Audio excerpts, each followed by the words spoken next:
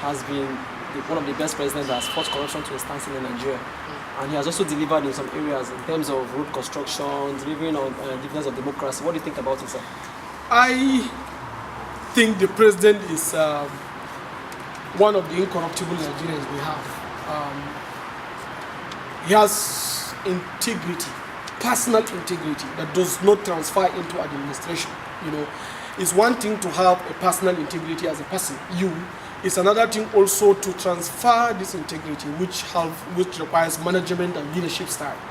So when you look into the president leadership style, I think on all fronts, I will put it as F9. If you give me on the scale of 1 to 10, I will give the president 3. You know, in the area of one of the most important area where we have a job security, and economy, it was a colossal failure. The president's manifesto then promises 3 million jobs. We have 7.5 million jobs and counting. People are losing jobs. Life is becoming very difficult for ordinary Nigerians. Our inflation is going high. In fact, some people are saying inflation is going low. Yeah, it is. Simply because there is very small amount of money circulating. People don't have the means of life. Central bank is always doling out free money in the name of Uncle Bono's program to buy naira, you know, and sustain exchange rate that is very, very artificial. Sending investors in it. Let me even give you a simple example. Any investor that is coming into the economy, there are two things at the point to get the economy if it is working right or not. The housing market, which is the real estate market, one, and most importantly, the stock exchange. On declaring that he wants to continue in 2019, our stock exchange, our stock market crashes. But that was a mere insinuation. It's not an insinuation. It is sending a message that people are losing confidence in the market. And this is a very serious problem. Now, if you come to the area of economy, of course, this is what we are talking, almost zero to the best of my knowledge, because no Nigerian can confidently say, with the exception of the few people that are within the patronage class, no Nigerian can confidently say that he was actually better off now than in 2017, than in 2015. Very few Nigerians can attest to this fact. And this is clear pointer of failure of leadership style. And now if you talk about the area of security, of course, yes, there are some successes recorded around the war against Boko Haram. They are rooted and then pushed out of so many places within our borders. But I don't believe Nigeria have the resources to sustain insurgency against ideology. Because if you check even the history of insurgency against ideology, no country has ever won insurgency against ideology with weapons, with bombs. You can't do that. If you check the history, going back to just recently when the United States invaded Afghanistan. When they invaded Afghanistan, I think Taliban is controlling only 25% of the country. Now, the United States spent almost $3.4 trillion fighting that ideology. And now, 47% of Afghanistan is controlled by the Taliban. In fact, now they are a political party. Why do they even decide to join a political party? Because of an effective, coordinated counter-insurgency and counter-response negotiation strategy that brings them together and make them to see the futility of what they're doing. So you can't fight insurgency with weapons, you fight it with a superior counter-ideology. So you're saying the measure they are taking as of today is wrong? Completely is wrong. And you can't use $1 billion. I gave you $3.4 trillion. The United States military budget is almost $650 billion annually. If you can have this huge budget and you cannot subjugate few insurgents in Afghanistan and some in Iraq, just tell me how can Nigeria use $1 billion to quench insurgency? So you're saying the recent $1 billion approval by the president is wrong? It's very, very wrong. You should have channeled that money to meaningful development. Maiduguri, especially the area where the insurgency has its core, or if you check Adamawa or Yobe, these areas, they are potential areas that needed massive development and job creation. The root of which is why we have the insurgency rising in those areas. Because people are isolated from the system. They are disconnected from the extractive system that only works in Abuja. And that is why they rose up and they are willing to join the terrorist camp. What the government needs to do is to invest this $1 billion naira daily in building those areas, because $1 billion is equal to almost $1 billion naira daily with Nigeria's currency exchange rate. And this is a very serious problem. So I don't believe you invest this money in weapons you can burn out. I believe you invest it in empowering and giving capacity for people in that area to have reasons why they should drop these guns and go to factories to work.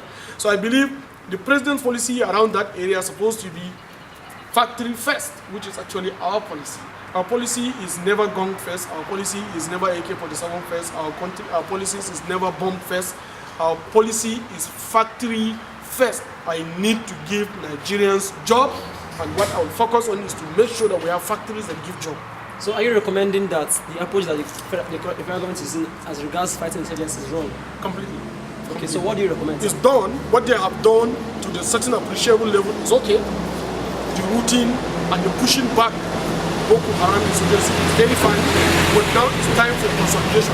It's no more time for us to start fighting and attacking Boko Haram again. I think it's time for us to have a counter-insurgency response, while we also have another developmental objective around economic incentives by bringing these people into the workspace and then also let them belong to a country called Nigeria.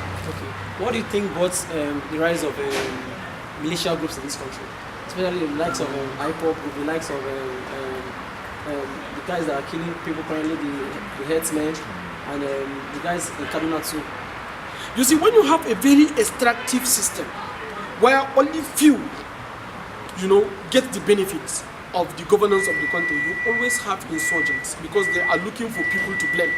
And once I began to blame as someone is me against them, the next thing is I will be charged, and the next thing is violent inclination will come, and then you now begin to express violence, and that is actually what will happen.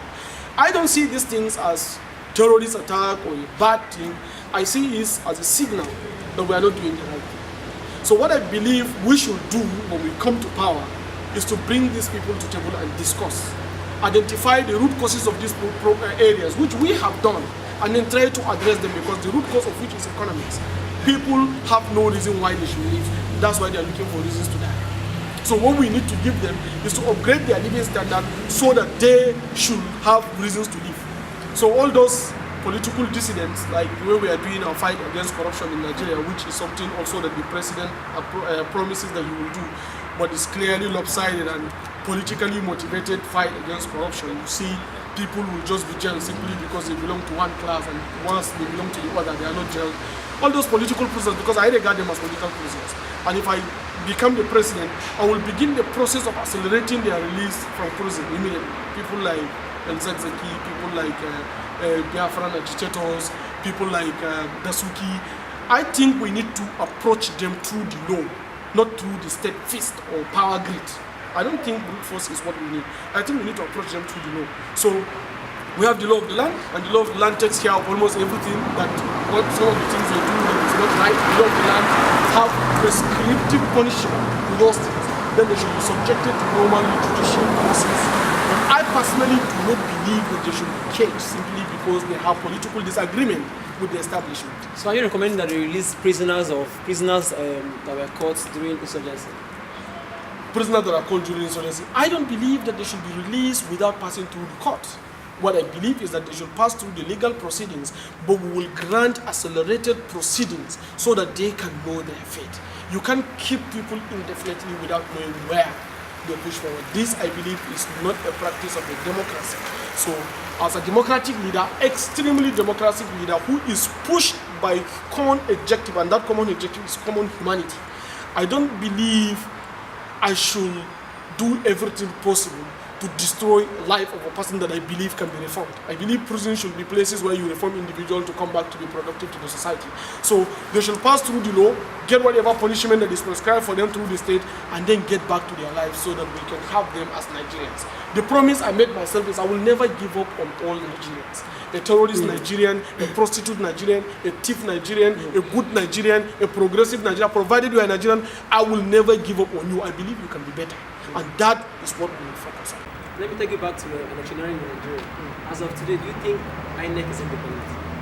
Then, I believe that, seriously, because the whole process of electioneering is controlled, and I believe in the capacity of the international community monitoring the electoral process.